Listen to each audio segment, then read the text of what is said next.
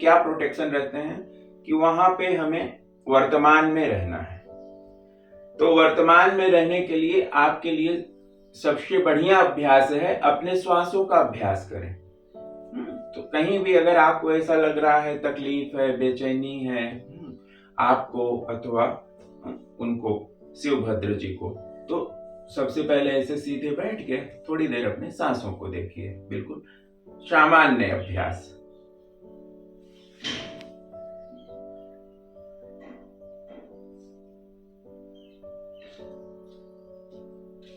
शरीर एकदम ढीला, खभा ढीला, સૌથી વધારે तनाव शोल्डर के एरिया में सबसे ज्यादा तनाव एकत्रित हो रहा है, क्योंकि मस्तिष्क में जब तनाव भर के पूरा मस्तिष्क विकृत हो गया है, भर गया है, उसके बाद फिर शोल्डर जो है तनावग्रस्त होने लगते हैं।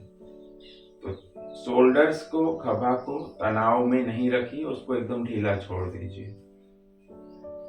अब इसके बाद आपके नाभि के ऊपर अपना एक हाथ रखिए, एक हाथ नाभि के ऊपर आराम से, जैसे मैंने आराम से खाली ऐसे रख के छोड़ दिया है, तो रख के उसको छोड़ दीजिए। नाभि से नीचे थोड़ा, नाभि के एकदम ऊपर नहीं। जैसे ध्यान मुद्रा में ऐसे रखते हैं, एक हाथ के ऊपर दूसरा हाथ, वहां खाली एक ही हाथ रखना है।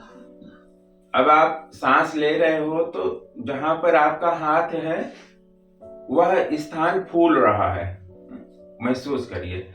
એટલે सांस એટલી ઊંડી જાય છે કે એ સ્થાન જે છે એ ફૂલે છે, ફુગ્ગાની જેમ ફૂલી રહ્યું છે, ये महसूस करिए। और जब आप सांस छोड़ रहे हैं तो यह स्थान जहां पर आपका हाथ है नाभि के नीचे का, वह स्थान श्रिंक हो रहा है, रीढ़ की हड्डी की तरफ वह सिकुड़ रहा है, अंदर की तरफ जा रहा है जब आप सांस छोड़ रहे हैं। तो यही अभ्यास आपको इतना ही ध्यान रखना है कि जब ले रहे हो तो आपका नाभि से नीचे का जो प्रदेश है वहां तक उसका प्रभाव हो रहा है, वहां का आयतन बढ़ रहा है, और जब आप सांस छोड़ रहे हैं तो वहां पर आकुंचन हो रहा है। तो खाली इतना ही ध्यान रखना है और थोड़ी देर इसमें बने रहिए। और यह अभ्यास पक्का करना बहुत जरूरी है। यह अभ्यास पक्का होगा तो इसके आगे की चीज आप कर पाएंगे। तो उठते बैठते चलते फिरते भी यह अभ्यास होने लगे तो यह अभ्यास पक्का हो गया। और जब तक ऐसा नहीं होता तब तक इंटेंसली बार बार आपको बैठ करके यह अभ्यास दिन में 2-3 बार करना है। और ध्यान रखना है कि जीवन में हर एक कार्य में यह अभ्यास बना रहे।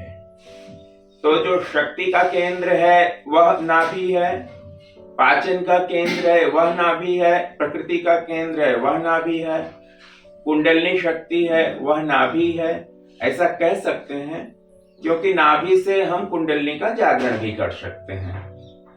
मूलाधार चक्र पे काम नहीं किया जा सकता। जो भी चक्र साधना है उसमें नाभि और नाभि से नीचे का जो केंद्र है उसके माध्यम से हम अलाइन करते हैं। तो इसी को कबीरदास जी ने कहा है, यह पार गंगा वो पार जमुना, बीच में अपना जो है विश्राम हमें सुनिश्चित कर लेना है। तो जहां विश्राम है वही राम के साथ हमारा आराम है। तो राम में आराम, इसी को विश्राम कहा गया है। तो जितना हो सके अपने अंतर में श्री सीताराम जी का स्मरण करते हुए, अपने इष्ट देव का स्मरण करते हुए, इस चिंतन के साथ, शुद्ध चिंतन के साथ, पवित्र चिंतन के साथ, शक्तिशाली चिंतन के साथ, भक्तिपूर्ण चिंतन के साथ इस क्रिया में लगे रहिए। ये वर्तमान में चलने वाली क्रिया ये सहज है, प्राकृतिक है, इसमें कुछ करना नहीं है। आपको केवल इतना ही ध्यान रखना है कि जब आपका सांस जा रहा है तो आपका पेट फूल रहा है। केवल पेट ही नहीं, पेट के सारे जो नाभि के नीचे का भाग है वहां तक का सिस्टम प्रभावित हो रहा है। तो नाभि का नीचे का जो केंद्र है, जहां पर आपका हाथ है, वही मेन केंद्र है। वहीं पे ही सारी प्रॉब्लम है, वहीं से सारा जो है सिस्टम चोकअप हो जाता है, वहीं से रुक जाता है, कब्जियत का हो कि दिमाग का हो। जैसे ब्रेन आपका पेट भी है और पेट में सेरोटोनिन, डोपामाइन काफी बनते हैं, तो इसलिए मस्तिष्क के साथ सीधा जुड़ा हुआ है।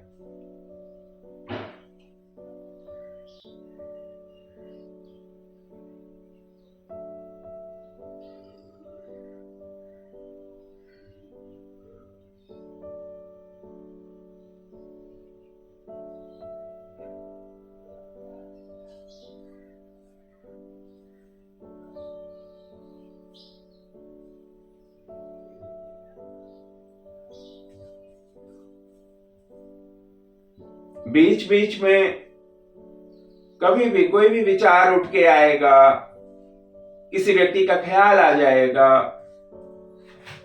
कोई बात याद आ जाएगी, उसकी तरफ हमें बिल्कुल ध्यान नहीं देना। उठेगा और फिर जो है शांत हो जाएगा। जैसे पानी में तरंग उठती है और शांत हो जाती है, उठती है और शांत हो जाती है, और शांत होके वह पुनः जो है वो समुंदर में, दरिया में मिल जाती है।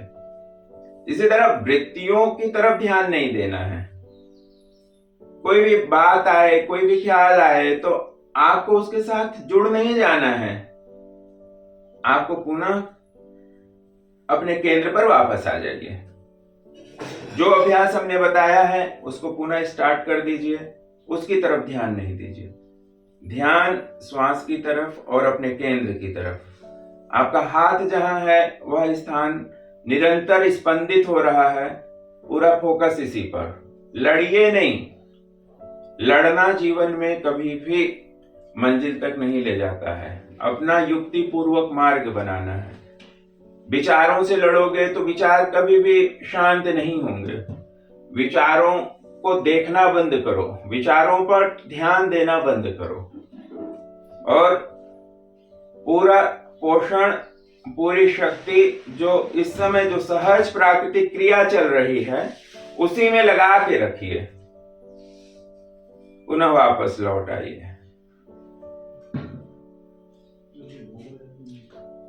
विचारों की फ्रीक्वेंसी कम होती जा रही है, ना के बराबर होती जा रही है, और इस वर्तमान स्थिति में हमें पूरा आनंद, पूरा रस मिल रहा है। कोई भी प्रकार का अब थॉट या कोई भी इस तरह का भाव नहीं ज्यादा उठ रहा है। बीच बीच में उठेंगे, क्योंकि यह एक मस्तिष्क का अभ्यास है, ऑटोमेटिक मोशन हो गया है। हमारा जो मस्तिष्क है हम उसको ऑटोमेटिक मोशन में जब डाल देते हैं तो आप चाहिए कि नहीं चाहिए वो हमेशा जो है थॉट करता ही रहेगा और अनावश्यक थॉट करेगा। तो जब आप ध्यान से जुड़ते हैं तो सबसे पहला ऑपरेशन आपके थॉट पे होता है। तो थॉट प्रोसेस जितना स्लो होके, जितना वर्तमान में आप ठहर जाएंगे, थॉट्स बंद हो जाएंगे, उतना ही आपके अंदर एसिड की प्रक्रिया वो अपने आप बंद हो जाएगी। एसिड जो बढ़ते हैं वो हमेशा हम वर्तमान में नहीं होते और ज्यादा भूत की पीड़ा से पीड़ित रहते हैं, किसी भूतकाल की बात से अथवा जो है भविष्य काल की चिंता से क्या होगा। तो इन सारी चीजों से ही एसिड बढ़ता है। एसिड वह शरीर का बाय प्रोडक्ट है जो तनाव से बनता है। तो इस तरह से तनाव से दूर रखने के लिए हम आपको एक सहज टेक्निक बता रहे हैं। इसका अभ्यास आपको करना है, एकदम सहज है, एकदम साइंटिफिक है और एक प्रूवन है कि यह काम करती है। ठीक है, तो दोनों हाथों का घर्षण करते हैं। आप धीमे से जो है अपनी आंखों को खोल लीजिए। ये आपको जो है अभ्यास करना है। इसमें level 2, level 3, level 4 and level 5 धीमे धीमे एक एक चरण, जैसे आपका पुराना पक्का हो जाएगा तो ही नया बताएंगे, दूसरे अभ्यास जो है फिर उसके आगे की बताएंगे। तो ध्यान एक ऐसी औषधि है कि उसके बाद अगर आप सही से ध्यान करें, किसी दूसरी औषधि की जरूरत नहीं। तो ध्यान में इतनी बड़ी शक्ति है, इतनी मेडिसिन से ध्यान बनाता है आपके शरीर में।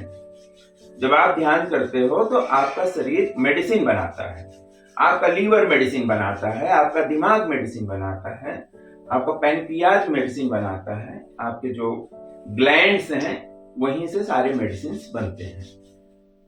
तो ध्यान तो करना पड़े, चाहे 5 मिनट वैसे आप समझे क्या छो। तो मेरे इस पे यूट्यूब पे मतलब जो ध्यान के सेशन है उसकी समझ है, उसको थोड़ा थोड़ा सुनिएगा, लिंक हम भेजेंगे जब भी टाइम मिले। तो अभी आपको कैसा लग रहा है? जो जब आप आए गैस निकला अभी थोड़ा, मतलब अभी आपको रिलीफ लग रहा है? हाँ थोड़ा रिलीफ लग अब आपको ऐसा तो नहीं लग रहा है कि अभी और भी कुछ निकलेगा नहीं। या कोई बेचैनी? अभी थोड़ा सेटल हो गया है ना? तो अब इसको जो है अपने एक बार यहाँ पर जो इतना जो पित्त निकला है, नया पित्त ना बने और आगे आपको हैरानी ना हो, वो न्यूट्रल होता जाए। एसिड अपने आप खान पान से और औषधि से और विचार से, विचारों को भी जो है इस तरह से अलाइन करिए कि वो सब कंट्रोल में रहे, है ना। बहुत आवश्यकता पड़े तो ही दवा लीजिएगा, ऐसा नहीं कह रहा हूं कि एकदम से दवा बंद कर दीजिए और हैरान होइए। तो आपके वहां पहुंचना भी है ना ऑफिस में आपको, तो वहां तो अभी तो ये सिस्टम हो गया है बायोमेट्रिक, उस टाइम पीरियड में ना पहुंचो तो हाजिरी नहीं लगती ना, कट जाती है। एडीसी बैंक में એવું છે।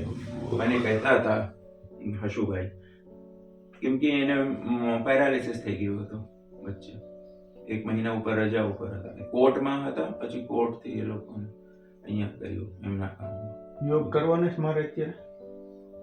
अब आप बताइए, आपके पास टाइम है? हमने तो अभी जो है जो हाँ है थोड़ा टाइम, ध्यान सिखाया, फिर मेडिसिन नहीं दे पाएंगे ना आपको। अभी मेडिसिन लेना है। दवाई आ तो जो છે એ થઈ ગયો, પિત્ત નીકળી ગયો, હળવાશ થઈ ગઈ। હવે ફરીથી પેટ ખાલી થાય તો ફરીથી જે છે જૂના પિત્ત બહાર આવશે। देखिए आपके सिस्टम में सुधार क्यों नहीं हुआ है? क्योंकि नया पित्त बनना बंद नहीं होता, नया एसिड बनता ही रहता है और पुराना उसको आप डिपॉजिट करते जाते हो। एंटासिड ले लेके आप उसको डिपॉजिट कर रहे हो। जो भी एंटासिड और जो पेट के लिए जो दवाइयां दिए हैं, एंटीबायोटिक भी होती हैं उसमें। कभी कभी कहते हैं कि सूजन आ गई है, सोजन माटे सूजन के लिए एंटीबायोटिक देते हैं। तो इसके कारण से पूरा सिस्टम जो है वो सेल्फ डिपेंडेंट नहीं है। जैसे आप 2 नौकर रख लीजिए तो आपका शरीर खराब हो जाएगा, काम नहीं करोगे। उसी तरह जब आपके लीवर से जो काम होना चाहिए आप वो नहीं लोगे, जो काम अताड़ा करना चाहिए वो नहीं करेगा, तो धीमे धीमे वो दवाइयों के ऊपर ही जीवन हो जाएगा कि दवाई के बगैर कुछ काम होगा ही नहीं। इसको नेचुरल वर्क तो करना चाहिए।